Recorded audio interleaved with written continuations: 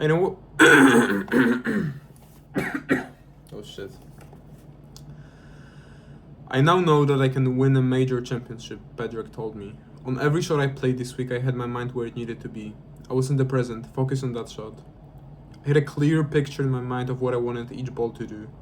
I know now I can quiet my mind and emotions and let my body do what it knows how to under major tournament pressure. I'm so pleased I could do that in a tournament like this. Now I know I can accomplish these dreams of mine.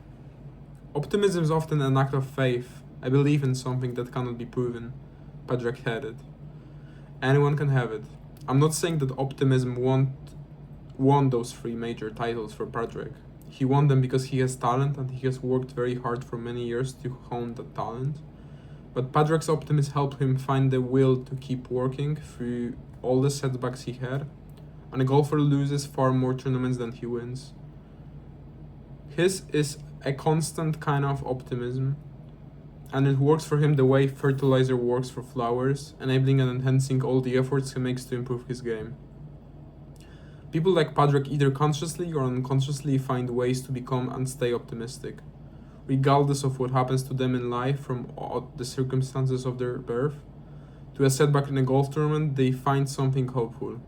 They find a reason to keep believing in themselves, to keep working hard.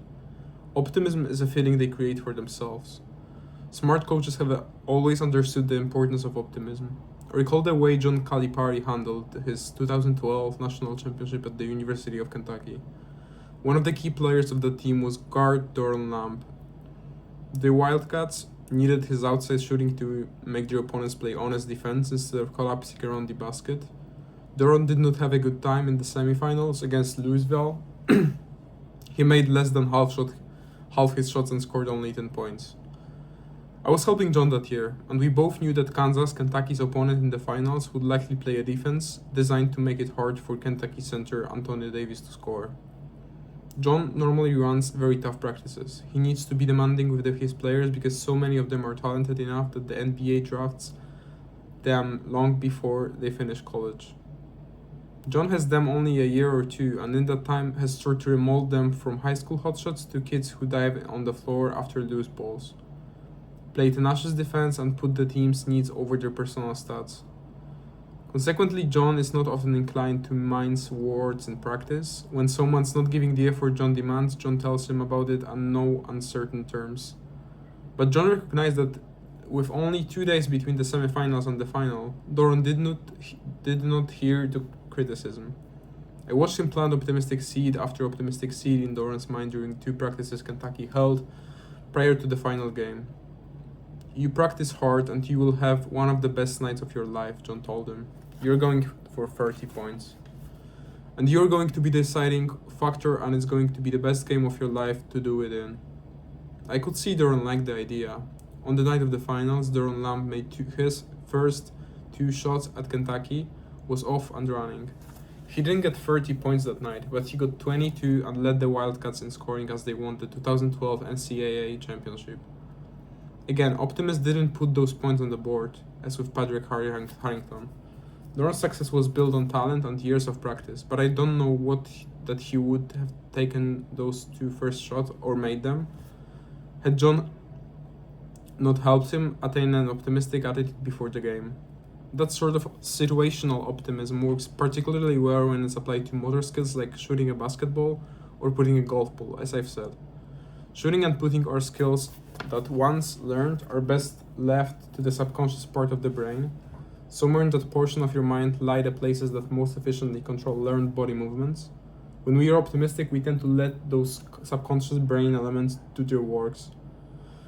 Balls go into the basket, puts fall into the hole. It's no coincidence that Phil Mickelson has been a highly successful, exciting golfer, and that he likes to say the birdies are in the woods. What Phil means is that he remains optimistic even when he drives the ball offline, into the woods, or rough instead of onto the fairway. That optimism is one reason he sometimes hits amazing recovery shots like the one he hit off the pine straw to the 13th green en route to taking the 2010 Masters. The opposite of this sort of situational optimism is an attitude of fear, concern, and doubt. In a word, pessimism. Pessimism tends to rouse the conscious brain and get it engaged. Our minds are programmed to work that way. In certain kinds of difficult situations, it helps to think things out calmly and rationally. The conscious mind is good for high level thinking. I wouldn't want my financial consultant, for instance, to pick investments for me without engaging it. But the subconscious mind isn't good for shooting or putting. It tends to make basketball players and golfers move swiftly and awkwardly. Balls clank off the rim and puts large past the hole. I like anyone who's performing to have an optimistic attitude, because performances go best when the performer trusts her skills and let the performance flow. One tip I've shared with many golfers is a simple one: smile a little bit before each putt. Frowning is something your body does automatically. When you've engaged your conscious mind to concentrate on a problem. Smiling tends to be something your body does when you're relaxed and happy and your subconscious brain is in control. Smiling can help putting. Try and see. One way both teams and individuals help themselves to an optimistic frame of mind is visualization. Visualization is a kind of purposeful, intense imagination. As I recounted, I suggested it to LeBron James. Other great athletes have figured it out themselves. Sam Snead once told me how he did his instinctively during the peak years of his golf career. He would get into bed at the night after the tournament round and play every shot in his imagination. But when his replay came to a shot he hadn't played well, he edited it.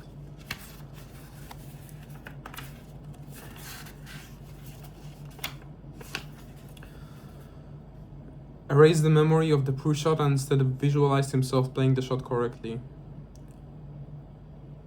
A hook drive in the woods became a straight drive down the fairway, a putt left short became a putt that rolled into the hole, and Sam would awake the next day feeling refreshed and optimistic. I did something similar with the University of Virginia basketball team I worked with in 1984. That year the Cavaliers weren't expected to do much. The great Ralph Sampson had just graduated and nobody just thought of the players we had left were of his caliber. We started the year 13-10, just an average team, but slowly the team caught fire. During that season I taught a pass-fail class to the basketball team on sports psychology. It was a genuine class. The players had to do research and write papers. We covered topics like confidence, team unity, and adjusting to playing roles within the team. Virginia, though never ranked in the top 25, squeaked into the NCAA tournament and went on a roll, winning 3 straight games before playing a highly regarded Indiana team with UWE Blab and Steve Alford in the Elite Eight. Before that game, Coach Terry Holland and I assembled the team in a quiet, dimly lit room. I told the players to relax, close their eyes, and focus on my voice. I then described scenarios for the upcoming game in some of them. I described Virginia hitting the floor hot and commanding the game. In others, I described Virginia staying cool under pressure and winning a close one at the buzzer. In one, I described Virginia falling behind early, staying cool, and catching up. All the scenario stuff ended in a triumph. They were all intended to help the team feel optimistic and confident. And they did. Virginia won 50-38 and advanced to the Final Four for the second time in school history. They then lost to a very talented Houston team with Hakeem Olajuwon by 2 points in the semifinals. Were we optimistic for Houston too? We were. Optimism doesn't guarantee anything in sports. It just improves your chances. I liken it to the impact knowledgeable card counting has on blackjack. If a player can count and keep track of the face cards and tens that are played, he can improve his chances of winning the money. But he can't guarantee that when he pushes a big stack of chips into the table, the dealer won't deal himself at 21 and beat him. While the correlation between optimism and success is imperfect, there is an almost perfect correlation between negative thinking and failure.